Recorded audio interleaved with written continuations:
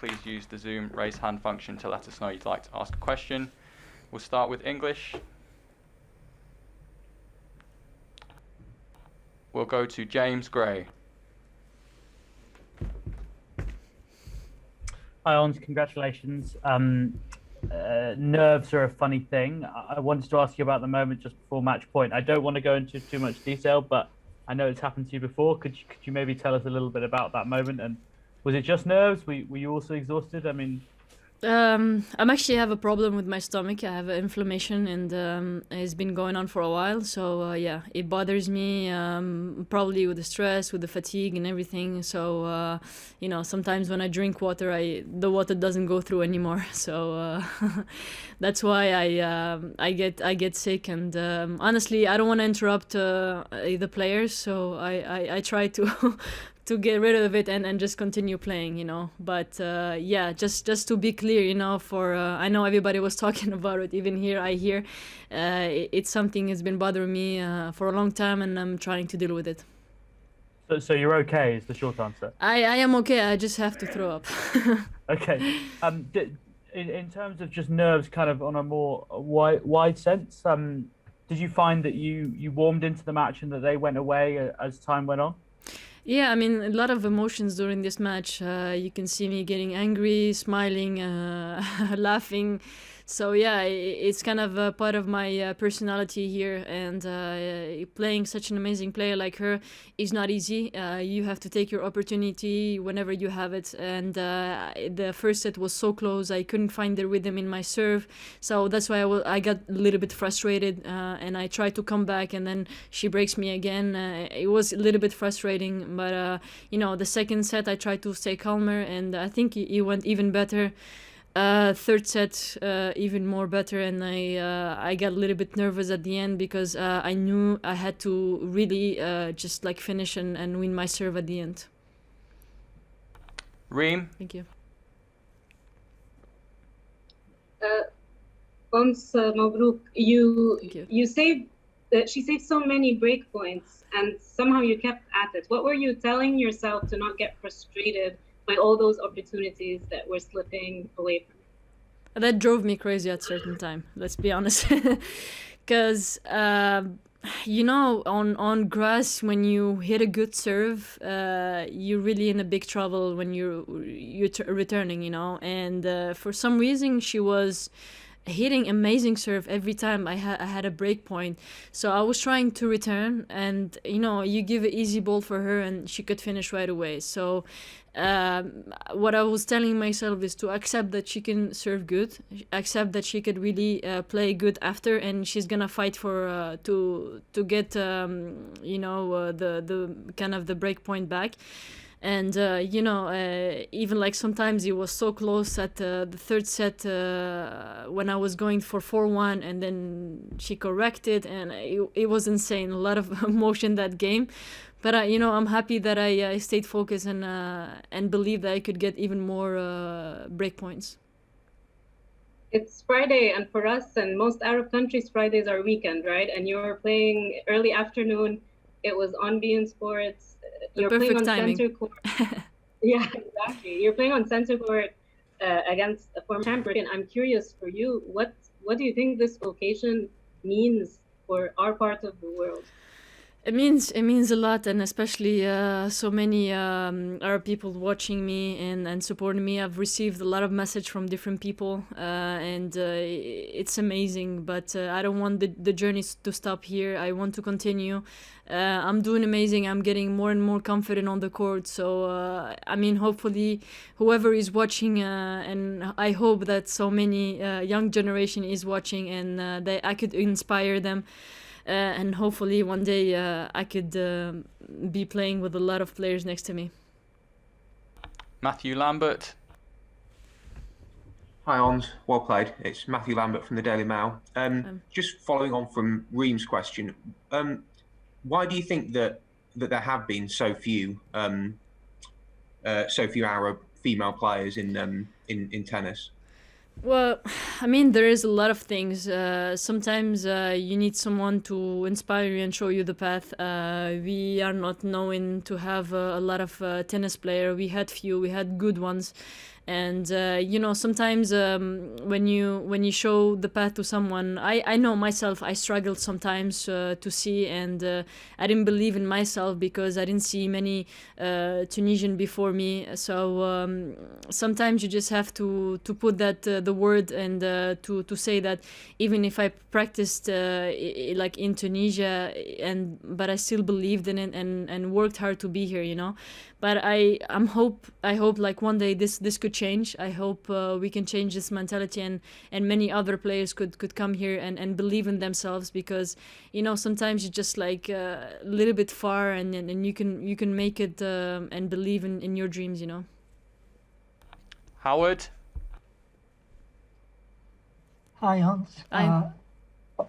A far less significant matter I want to ask you about, and that is early on there, I believe it was the second game, that shot around the net post. Wondering what your reaction was to that, and have you pulled that off before? Is that something you even have tried in practice, let's say? No, I never tried it, and I was always like looking to different players doing this shot, and I wanted to have this shot one day, and it came through today. It's actually I thought I was far because I was going to the other direction, and then she surprised me going again cross. So at the end I just did like that, and I think I hit the post a little bit, and I was scared that it could dive a little bit out, but honestly it's gonna be one of my favorite shots that I ever did. Akatsuki. Hi, congratulations. This is Thank Aki you. from Smash Magazine. So you are, of course, well known as a very tricky player who can come up with many different shots. And at the same time, I heard many players saying that you are quite tricky off the court. You like to jump on in front of the people, like to make people surprised. So this question might sound a little bit silly, but I'm asking kind of seriously. Do you think that kind of your of course personality works good on your play on the court? I mean, I always said that my game always reflects my character. I'm someone that doesn't like routine, so changing the shots and making and having fun on the court and making a lot of jokes on outside the court, it reflects me as a person. And I always believe that I try to be nice to all players. I try to joke with a lot of players, and I hope they don't take my jokes badly, but I try to be fun, and I feel like tennis is a great word, but yes, tennis will be over in few years, and what really stays is your personality, and I believe in that a lot. Simon. Thank you. Hi, Ons. Congratulations. I wanted to ask you about the Olympics.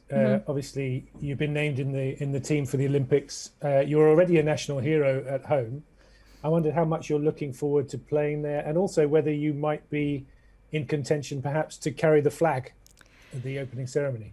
I have no idea about the flag yet, but I'm not gonna be upset if they don't choose me, obviously, but I'll be very happy if they do. It's an honor to always represent Tunisia, even playing at Wimbledon and other Grand Slams. I feel like I not just play for myself, but always play for my country. I played 2 times before, but this time is special. This time I'm coming with more confidence, more experience. One of the players that everybody is waiting for to kind of have maybe a medal. Let's see, and I'm gonna go give my best there and try to represent my country as better as I can. Willie. Hi. What are your memories of the earliest times you watched Wimbledon and maybe imagined yourself playing in it? Actually, like I said, I don't watch a lot of tennis, but the match that it stayed in my mind was Andy Roddick and the Federer's final. I was cheering for Andy because he's my favorite player, and I always looked up to him and see how they're playing. It's unbelievable. also I was also emotional when Andy Murray won here. You know, it's always nice to see a national hero achieving and after trying a lot of times, and so many players, they inspire me, and I've watched few, but it was very memorable moments for me. Tumani? Tumani Kara from The Guardian. Just wondering, over the past few years, what in your kind of development in your game, or I guess mental or whatever, have you been most happy about in yourself? I think I'm more consistent in my game. I'm more believing in my shots, because before I can play any shot, but in my mind is not clear. So when I put in my head that I should do this, should do that, and step by step, I think everything got clear in my head. I know which shot to do. I know I'm more confident. I have more experience. So I think that helped me a lot to be a better player on the court, and also a dangerous one. Because you have the talent, but it could be a good thing and bad thing at the same time, because when you don't know what to do with that, you just don't win matches. And as soon as I got that clear in my head, the matches and the win are coming. Reem again. Once you have another Grand Slam champion ahead of you in Iga Świątek, so I'm just wondering, what do you make of Iga? What do you think what kind of threat do you think she poses on grass?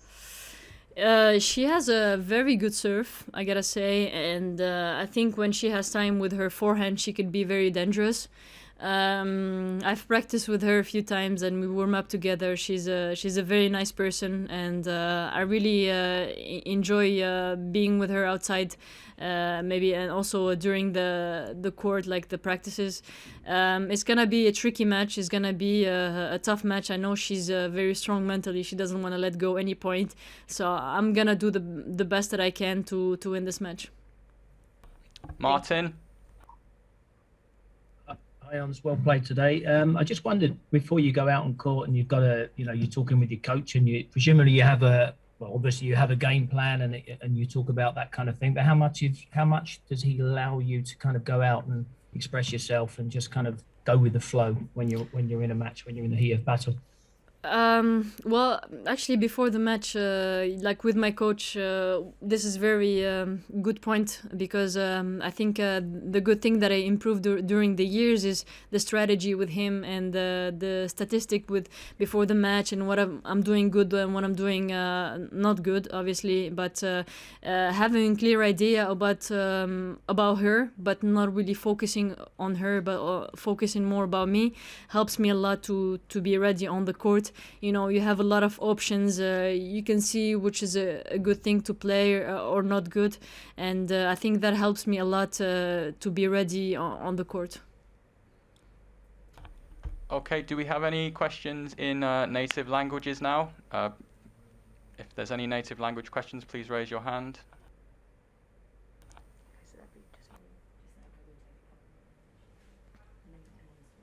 I don't think there is any Tunisian. Okay, we'll take actually one or two more in native language, in English. Yeah. We'll go to Ben Rothenberg. Hello, Ons. You set a center court record today, apparently, for winning 16 points in a row on center court, which is the most ever there, at least since they've been counting for like 20 years. What were you feeling during that stretch of the match, early in the third set when everything was going so well? I really didn't want to waste a lot of energy during the third set, and I wanted to put pressure from the beginning, especially when I had a lot of break points before. So when she started serving, especially on the other side, because it was kind of sunny and not the same as serving from when I was trying to just be aggressive and show her that I'm still here, that I'm still here, and I try to really be more loose, on the court, and it worked really good until the third game when she came back, but I tried to break her as much as I can, because I knew it was very, very important. Willie again. Just a quick follow-up to the earlier question I asked, the second part of which was about when you first imagined as a child maybe that you'd have the opportunity to play at Wimbledon and what your memories of that imagination are. I was like I said before, it was very personal for me to be able to become number one or win Grand Slams. I think from the young age, I knew that I could be one of the best players. You know, sometimes you believe more in it, and sometimes when you go through hard times, it's normal that you don't have as much confidence as before. But I gotta say, the first Grand Slam I was dreaming about was Roland Garros, and then when I started to watch more and more Wimbledon, everybody, because we don't have grass courts in Tunisia, so everybody was telling me with my game, I think the court will suit you and you will play amazing. I started playing juniors here and it was good. I didn't win here, but it was still impressive to play on grass. And, you know, watching, like I said, a lot of great matches gives you even more to come here and win here. Okay, final question, please. Martin.